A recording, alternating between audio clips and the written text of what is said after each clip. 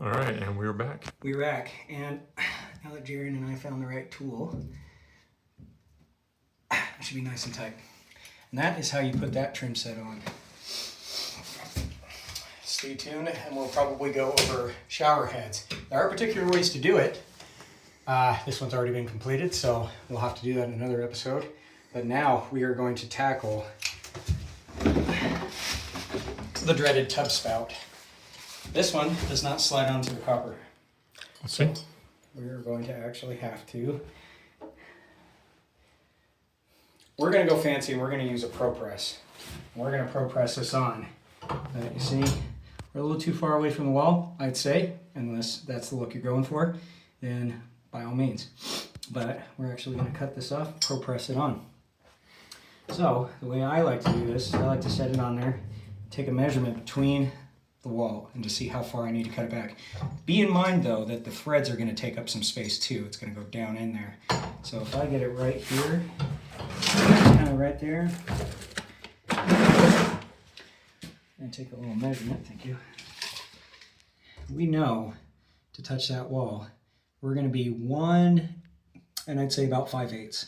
So about 1 5/8 inches, but we'll go probably a little less so it has some room to spin because we don't want it sucked up to the wall just immediately. We're going to want at least, probably half of that back. So we're looking at about 1/2 inch, so I'd say 1/4 inch of travel on it. So instead of going 1 3/5, we're probably going to go 1 3/8 off. So that's how I would do that. Let's see.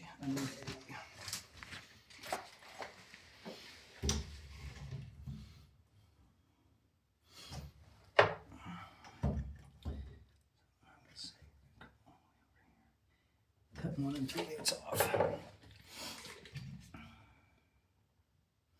It's about right there.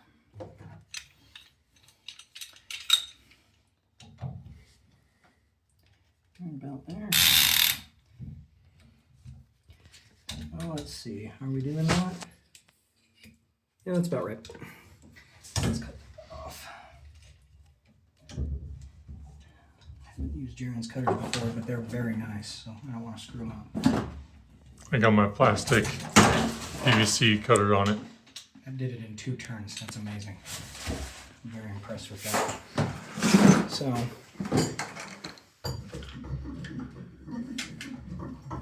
I'm liking that distance.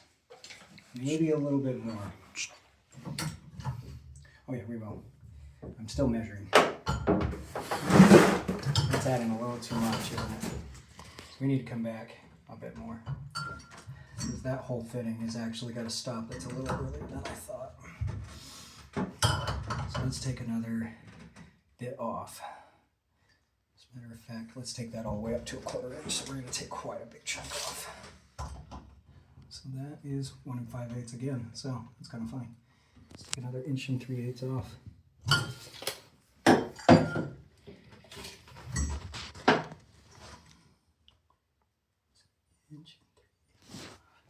Take it up to there. Make room for the fitting. That, my friends, is called a takeoff. And if I get this wrong, we're screwed. And then we're going to stop the video. Yep.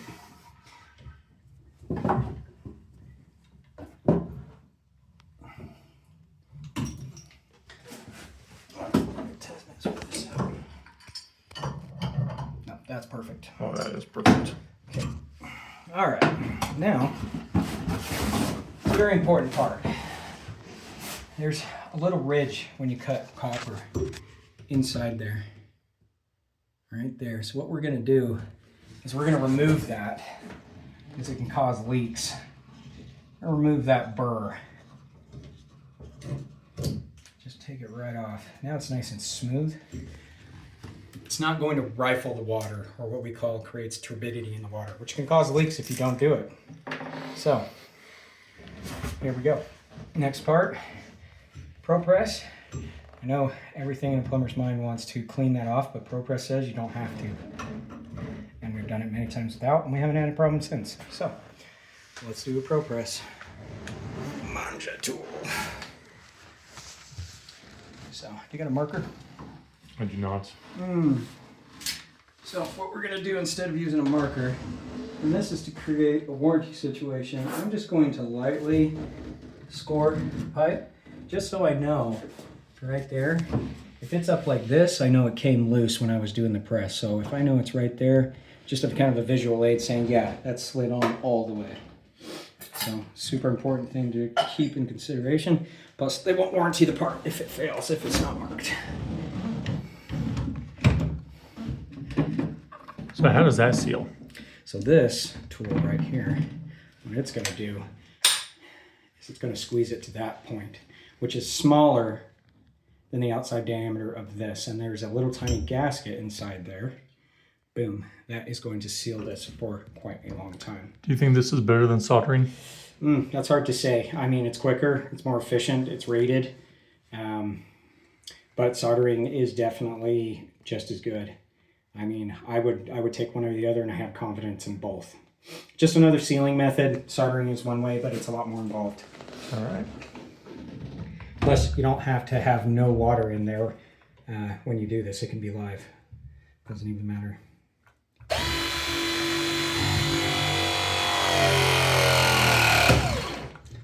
When you hear that pop, it means you're good. Now, you can also crimp these more than once. So if you're feeling like you didn't feel like it did all the way, just do it again, and you're fine to do that.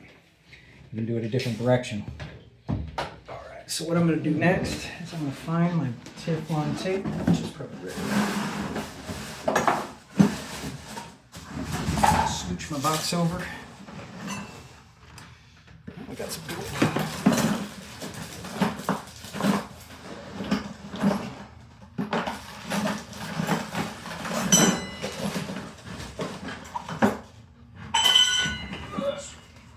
Here's some Teflon.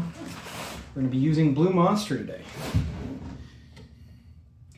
We're just going to pull that tight. So when you're rolling Teflon tape, go in the direction of the fitting's going to spin, which is always clockwise, righty-tighty, lefty-loosey.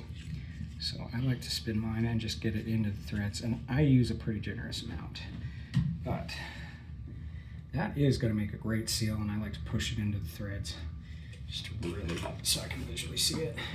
This is not necessarily needed, but it's a great lubricant, but also helps with sealing. Make sure you mix it up pretty good.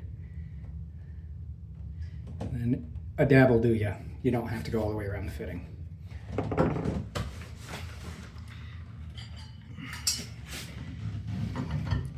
Okay, I see I've got my travel distance in there. That's going to tell me that we're pretty tight, plus I can feel it.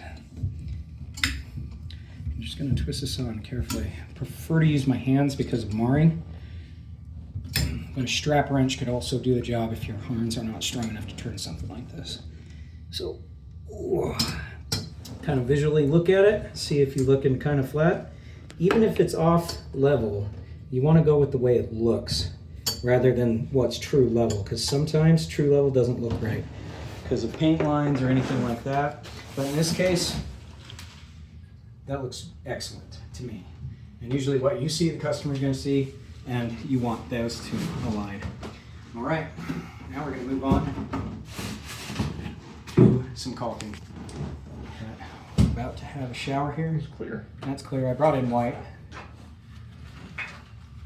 There it is. Sweet. Caulking is a lot of fun. So we got a pretty good gap there, and we're going to fill that, make it look really nice. So we can get ourselves a little bit of water going. I like to get my hand nice and wet, not too much. And then this is designed to just fill in cracks. You can do it pretty sloppy at first. And you just take your finger, get it wet, go around, fill in that crack, get your finger cleaned off, go around, and just keep doing this process until it's looking how you want. Now caulking is definitely different from silicone. So silicone you need alcohol to take off. This stuff is water-based and it makes a very good finish. So silicone is for sealing, caulking's for finishing. Did you know that, Jaron? Sometimes. Yeah. So we're just gonna go around it. Yeah, like some plumbers will use caulk for everything. Everything. And no, the silicone's what really gives you that seal. But this, it does give you a seal, but it's not like silicone. Silicone's a way better sealant, but it also doesn't wipe away as nicely and give you that nice line that you can sit here and doctor all day. So what I like to do is I like to make sure I get a good amount in there, fill in my crack till it's got a nice smooth line. Looks You know, like it's almost like part of the wall. But really good plumbers are the ones that use an entire tube of caulk Yes. on one thing. One thing. But I like to just do just a tiny bit more and just kind of play with it. I want it to look good. I want it to be nice and smooth, but we'll just add in just a bit more. But pretty much if you have to go in and touch it up again, that's okay. But you get a pretty good seal. So all it's doing is filling that crack. That's all you're doing here. And it looks good all the way around. Kind of check it. It's touching the edge, it's touching the wall. It's going to make a good seal. Might add in a little bit more on this side that I see there. So I might even just take my finger, grab a little bit, drop it, get some more. It's important that you drop it first. And then just kind of edge it in that corner.